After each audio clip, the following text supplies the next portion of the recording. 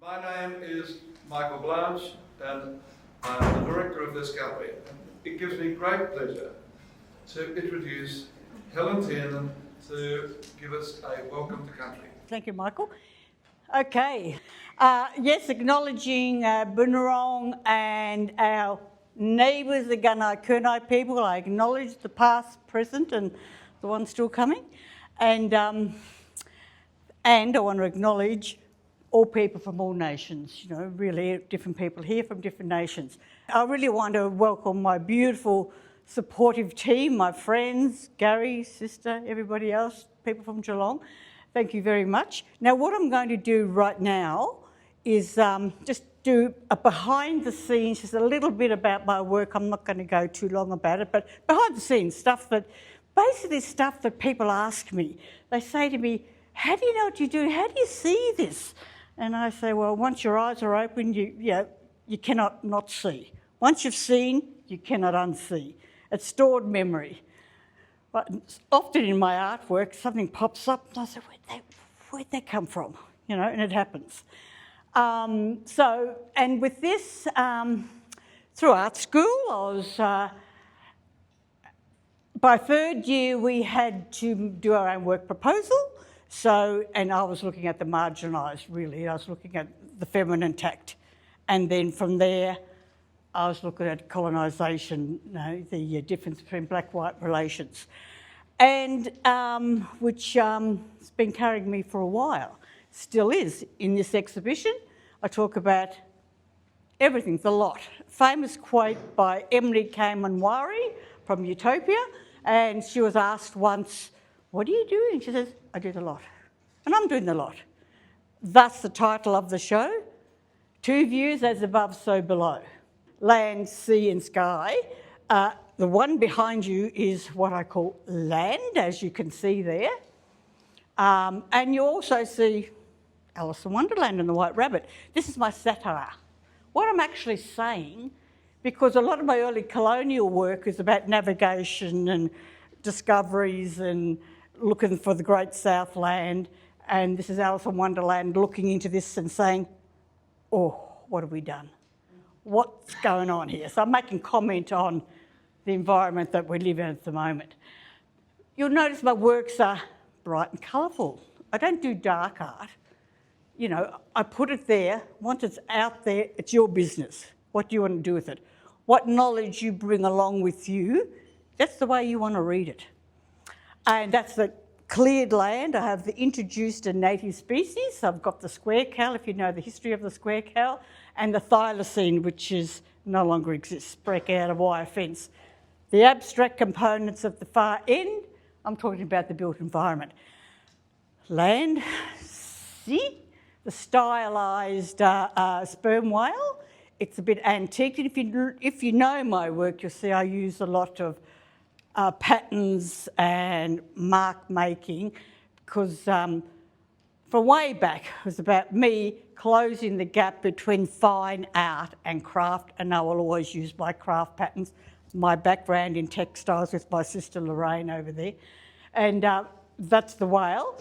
But I also, what's important to me too, is using and acknowledging my contemporaries. Artists that have come before me, and I try to insert them where I can. I appropriate, then recontextualise. My way, my story. Over here, the top part of it is for appropriating Mickey from Ulladulla in those, what is it, mid-1800s, I think. They were given some bit of cardboard and a few crayons and did sketches and whatever. Not many, but they're important documents today. He's just had a big, well, he's not here with us now, of course, big exhibition over the recent past. So it adds the flavour to my work, let's say. Then that little yellow duck here, that's Mr. Modernity pulling the new technology along, I'd say, and also making comment on commercialisation and plastics in the water. And that's Saving Nemo. Now, I have to be honest here. I'm very influenced. I'm a new grandma by 4 years, and my little boy there, and all these little things, you know, you see it, you don't lose it. It comes in my work, but clever enough to manipulate it into the true story. And that is now moving along further with a trawler, scooping the oceans. And Nemo is being saved because Nemo was captured. The side bits on the, what's that, right-hand side, I'm representing rock art, particularly when I did my earlier works in Sydney. So land, sea, sky. Huh. Could anybody work that one out? Nope. Let me help you. Gulliver's Travels, right? Mid-1600s. And his thing was about the bigamy of religion and some other political issues, right? So what I've done, this beautiful, and what I meant to actually say, these works, I titled under called Fantasy Realism, okay? Which is obvious. Fabulous Little Island, one here. You'll see the beached Endeavour strung up by the little people, our people in Australia, and they say, warra warra way, go away. Didn't happen, did it? So that's what I've done here. Then I've come to the one in the front here, man's footprint on the globe. Things that are happening to us now, big holes in the ground, a glowing planet. Lots of churches and temples and et cetera, et cetera. You'll read that now that you see it. And of course the emu in the sky, and that's part of the star maps. Our indigenous people, when you read Bruce Pascoe's book, a lot of people read all the white spaces. Indigenous people look at all those dark spaces in between and create an image and a story, something that's fairly important to them. And at certain periods of the year, you see the emu, and they know it's time to go and score the eggs, the emu eggs. That's part of all that. Introduction, a bit of abstract here. Now all this, it's time-consuming. It's tiring. I thought, mate, you're clever. Tackle a bit of abstract art. No worries. You know, I've got these 5 big canvases, threw them all in a row. One afternoon, I slapped all this paint on them. They're fabulous. Took me the rest of the year to complete them because I can't tell you the complexity because you know what I had to do? I had to white out all knowledge of everything I've learned before. I've been literal about objects, relational, everything, because abstract is not that. None of those. It's all about colour, shape, format, expressing, but not about things that are relational, not related, or not literal. Did I have a battle on my hands? It was really always, it killed me. And I was looking at the early Blue Rider School in Europe.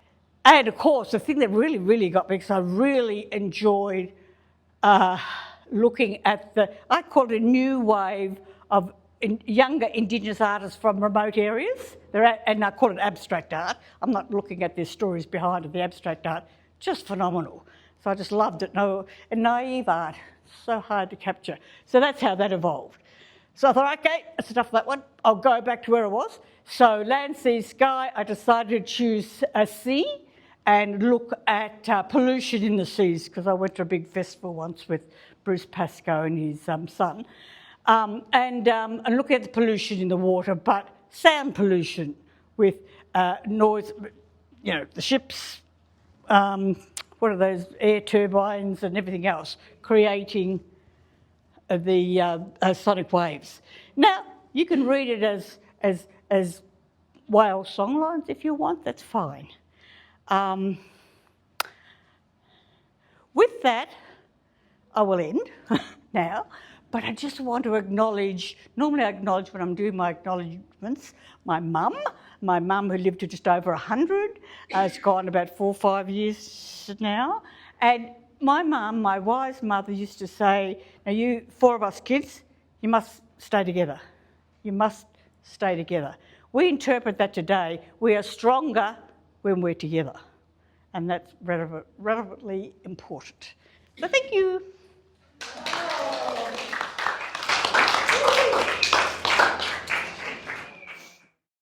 Helen You are as eloquent with your words as you are with your paintbrush. No, that's lovely. Thank you.